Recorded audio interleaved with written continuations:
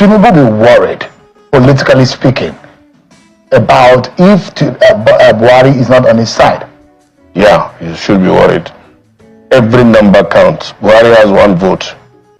In fact, let me put it that as controversial as you call me, Tinubu should also be worried about my position because I have 1 vote for him. He doesn't have vote for me. But if you look at it, there are those on the inside who said Buhari did not really support Tinubu. That in fact, there are those who are of the opinion that Atiku and Buhari work together for the 2023. No. Those are the political talks on the sideline around that 2023 election. But you know that I should know better than you on that. I know the Buhari. If Buhari say he doesn't like you, he even shows it on his face. And he's not the type of person that he will play double game. Maybe you could say he did not actively work for him, but definitely he supported the president. And he has said the time without number. Buhari is that type of person that if he's not supporting him, he will say he's not supporting him. What will he lose by doing that? So it's just this side talk there. But I have not discussed with him, but I know that he supported. How could he allow? You heard what Atiku said, that it's about the coalition.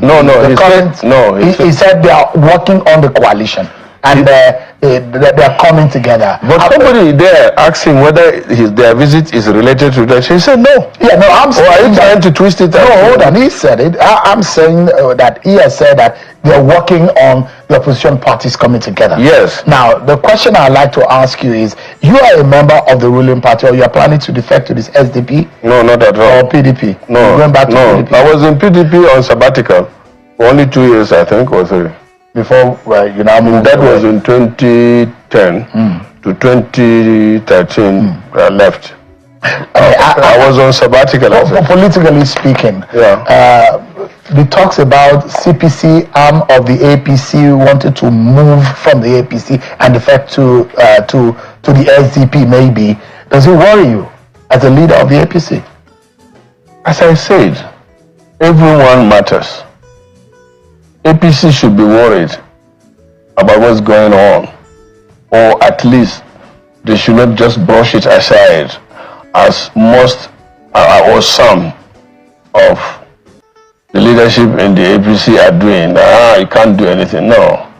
Every vote matters. But why would people want to move from the ruling party? Yeah, of course. What is going on the inside? Why? Politics is about interest now. If people see that their interests will not be served very well in a particular place, they move. Especially in Nigeria, where politics is more of platform, not ideology. So people can move around, and it doesn't prick their conscience. But there are some people that are not even ready to move around. They stick to it. There are some people that have been in PDP since day one. They have never moved, like Bode George. And like Nyesom Wike. Yeah, Nyesom Wike has never moved, changed his party. But now, you can't say why he is. He is APC. APC, because he is in one leg is in PDP and the other leg is in APC. Yeah. But you look at it, what do you think are the grievances of some people in the APC, making them think, having a double thought about? Yeah, 2 years. Why? 2 years. One of the biggest is 2 years into the government. Many people feel they have been abandoned. Like Erufai gave that an excuse that APC left him behind. Or, and so many others too. Looking at, what I know, you called me to discuss, like, showing appointments, opening up, having access, then carrying people along, feeling you belong. It's just down in the school. So people are not happy. Many people don't have access. I said it sometimes back.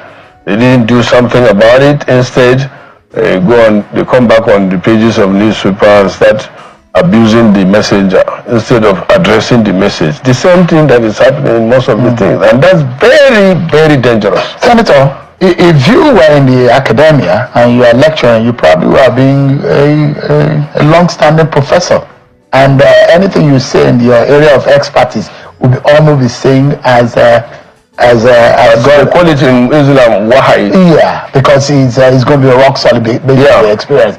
You spend a long time in politics, so you should know. If you look at the crystal ball, do you think Tinubu can have a comeback in 2027 with what is going on right now?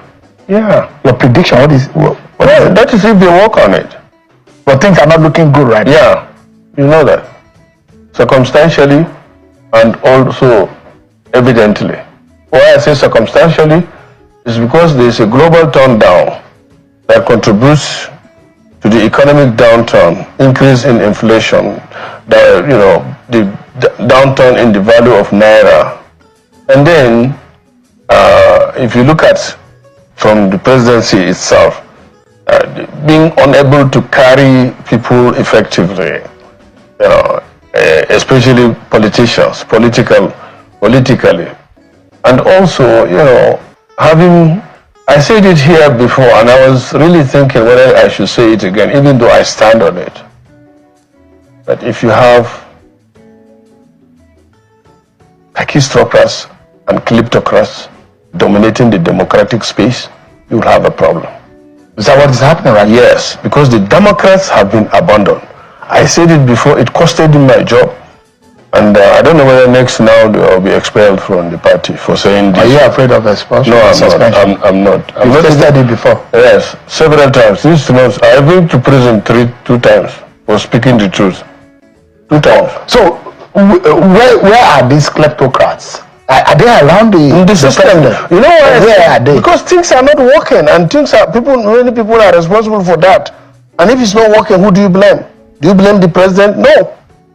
It's not the president, it's the people around you. And you call them kleptocrats? Yes. Meaning those who steal? Yeah. And they are stealing the nations, and is it that bad? Those are people who have been accused in the Buhari government. No, it's not. When you say kleptocrats, it's not like they are stealing, no. They are in government to make money. That's what is their focus. Yes.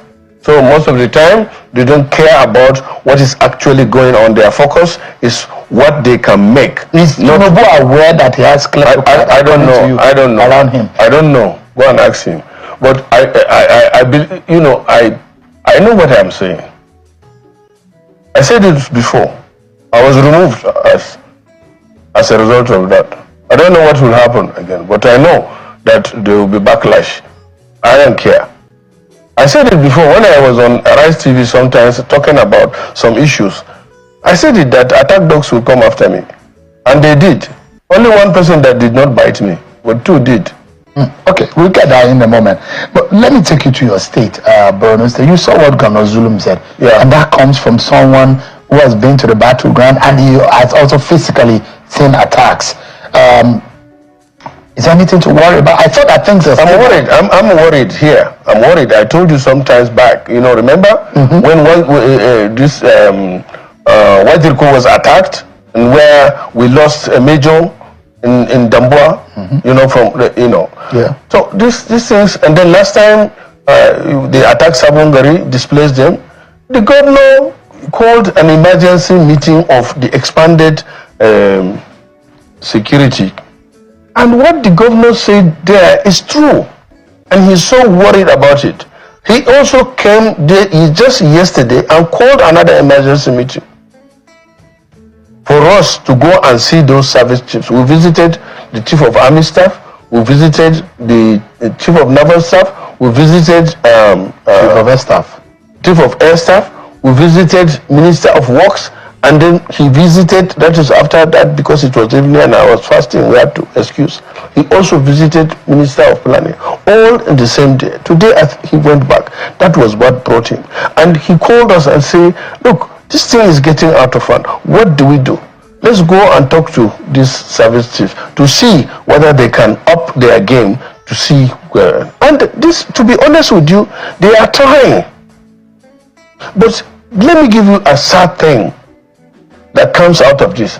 After the governor and our 8 emirs, all the service chiefs agreed that there is the need for him to come here, talk to those that matters in the area of security about the situation in Borno and the relapse and the research. And then the minister somewhere was saying that Nigerians should ignore Zulum. I felt very bad. He said he did. And this is part of what I call why you have kakitocrats in the system. If somebody knows what he's doing as a minister, he should be able to run to Zulum and ask for what he can do to assist him, not to just sit down in his comfort. And in fact, I even understand that he's out of the country when he issued that statement that the governor should be ignored. How can you ignore the chief security officer of the state? Well, he said that it was misinterpreted in what he said. I hope so. But then, for me, he's not a minister of information. Instead, I think he should be called minister of misinformation. I mean, is that fair to refer to him? That's not fair. Okay, if you say so. But he misinformed people. So do I call him Minister of Information? That is his title, that is his role. Okay. But for me, he misinformed people. But I mean, you look at it, Senator. The governor said there is some kind of diversion. Well, not the word diversion may not be the right word. The taking of some of the equipment or some of the firepower to the northwest. Yeah. And these as they reduce the kind of attention and the grip of the military in the northeast, especially in Borno State, that is receiving more of the heat from the of these terrorists. What do we do then? Yeah, no, because the military is being drawn thin. Yeah, you know what? The good thing, as I said, after our visit yesterday, we were worried in the morning. We started the visit around 11 o'clock and we did round up to 5 with the governor. But when we met all the service chiefs, we left happy because actually we know on ground they are stretched. But despite that, they are putting in their best.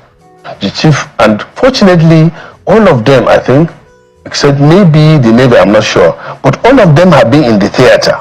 So they know what the Boko Haram can do, and they know the operations there, and their response is very, good. But as I said, after complaining about the platforms, or especially with the Air Force, that we complained, the chief of Air Staff promptly responded and assured us that look, we move our assets and we assure you we are moving back those assets and even more, because he told me there are certain things, especially like some of the attack helicopters, because of this problem of Ukraine and Russia had issues, and because some of them are procured from there and their services are due, you can't just fly them over time. So now they are ready and they are back. And he even told us some of their pilots that were sent for retraining, they are already back, so they are going to be deployed even more, so there will be more firepower. And we had a very extensive discussion, and that assures us, and I know what he's, and they have been trying, let me say, because the 3 black spots that we have in Borno, that is the Sambisa Forest, the Mandara Mountain, and the Lake Chad fringes, have been severally attacked by, they carried out operations there. But the major problem is on the ground, we have limited soldiers in the theater. The theater is so vast. The whole operation in this country on the armed forces is being done by less than 300,000 people. And the army is operating all over the country. I don't think there are 2 states or more in this country that there is no army intervention. The police they are overstretched, maintaining civil decency, and they are not. But the president, part of his campaign promise is to get more boots on the ground. Yeah, that's it, and that's what we are calling for. They should do that. They should recruit more, decentralize the recruitment, because one of the challenges they have when we were discussing, which I knew even when I was chairman army, is that we only have one training depot in Nigeria, and that is the depot training center in Zaria. Yeah. and the maximum it can accommodate after even stretching it is 6,000. And if you look at number 6,000 in 6 months, and these are people that will just come out fresh. You just don't send them to even though they do that, they deploy immediately after graduating, which is dangerous, which is not supposed to be. You have to give them other training outside the depot before you deploy them. So the main fundamental problem the Nigerian armed forces have is team, what I call team. Training, equipment, ammunition, and motivation. Can you imagine a private soldier after graduation has been paid 50,000 until recently with the increase in minimum wage, and I'm not even sure whether it has been implemented. The daily ration, when I was chairman of Nigerian Army, we pushed, the President Buhari reviewed it to 5,000, but they are paid 1,500. The Nigerian Army did everything or armed forces to have this money increase, none.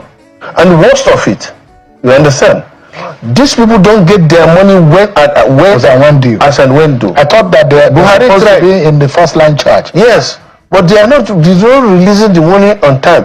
Tomorrow now they will come and argue on the TV again. But the truth of the matter is, it's not like that. The army are not being paid well. And then one other thing that is not helping matters. Nigerians are saying, oh, you are spending too much on a lot of... outside their salary and maybe uniform, everything you buy for the armed forces and in fact other security agencies is in dollars, their assets. One bullet, let's say it's 50 cents. How much is 50 cents in naira now? Do you know 750 naira?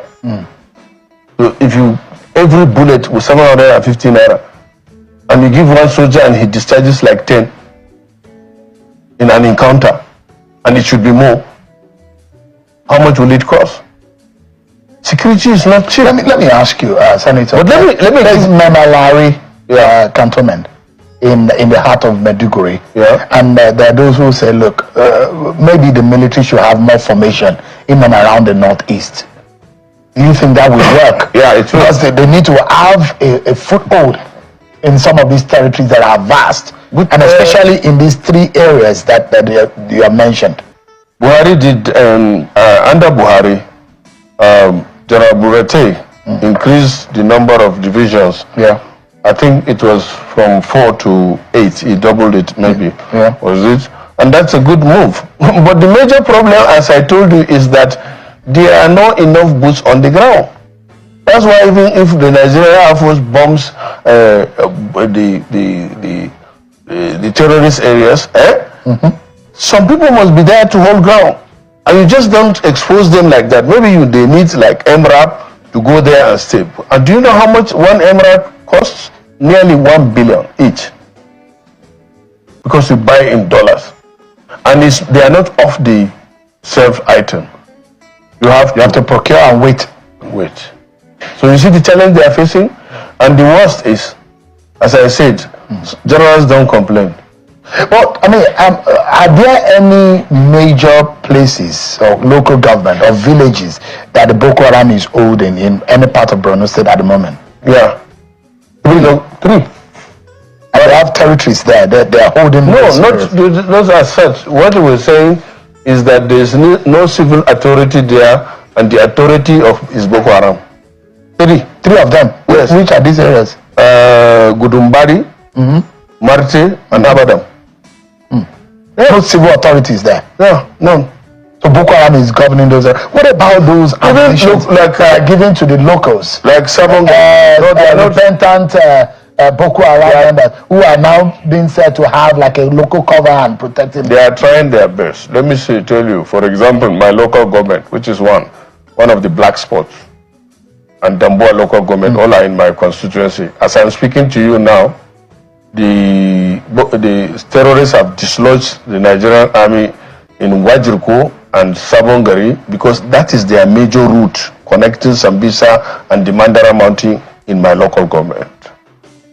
And you know why that happened? Is because the brigade is in Damboa and they don't have enough boots on the ground, equipment on the ground, and the technology on the ground. Otherwise, before they come, they will be able to see them and they will be able to prepare and act appropriately. But as you see, when they try to stand them, then we incur casualties. From November last year to date, there were over 252 attacks in Borno State. And somebody is saying that they should ignore the governor. We have lost more than 100 soldiers. We have lost nearly 300 civilians. Even though our soldiers gallantly killed over 800 of the terrorists within this period. But I imagine that from the report and what we see, that in the last almost 2 years of Bola Tinubu government, there is a lot of victories and a lot of grounds that have been covered by the military, and we thought that things have gotten better. No, we can't say things are getting better. No, we can't also say things are getting worse. No. Well, how would you describe the state of security? That is the problem. It's like a stagnated situation. But because when you say, we are getting it right today, tomorrow you hear another thing. Just last week, even though this is a different issue, but in Plateau here, in Bokos, you can understand, it's a challenge too. Lakurawa came later. In Sokoto, and Kebbi, Zebi, even day before yesterday or 2 days ago, they attacked. That of Katsina is the same thing. But if you are made the Minister of Defense today, what would you do? Would you do anything different? But I can't do anything. The president is the chief commander-in-chief. That's why I say let the president forget about everything and concentrate on at most three things. What are those? Security, welfare of citizens, economy. Is he not concentrating on those? I don't know. You are in this government. Yeah. So you don't know? Even if he is, I'm saying that his attention should go there. That's number one. All right. And then, in fact, if it is possible, it should create state of emergency in those three areas. Not in the states. No, don't drag me into that. No, I'm just asking a question. No, I don't support creation of state of emergency. Yeah, even the one that happened in Rivers. Yeah, I don't. I'm a Democrat. I don't. Because I believe, those are some of the few things that the president did that surprised me. And you think that move was wrong? Yeah. It was wrong. He feels, he's the president. I'm only a senator. I know that God gave him that power and he will not give him blank. He will give him the knowledge to preside over the affairs of the country. It's like a footballer and the spectator. I'm the spectator. He is the footballer. Normally you can see even some people like you that watch football will even be moving, feeling that he should have played it this way. So we are part of that. But other than that, I feel that as a president you would have worked seriously on bringing them solving the problem than. But he said he has done that and they ignored him. No, you can't. How can you ignore the president? That's what he said. Now, when the parties involved when he removed them now,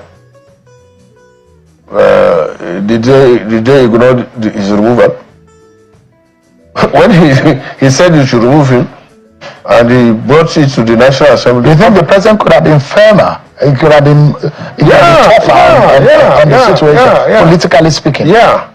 Call them, sit them down, and say, look, go and sort your problem. What is your problem? And that's why, even though he doesn't have military background, that's how I give it. That's why I give it to Obasanjo. He will warn you before he take action. Remember,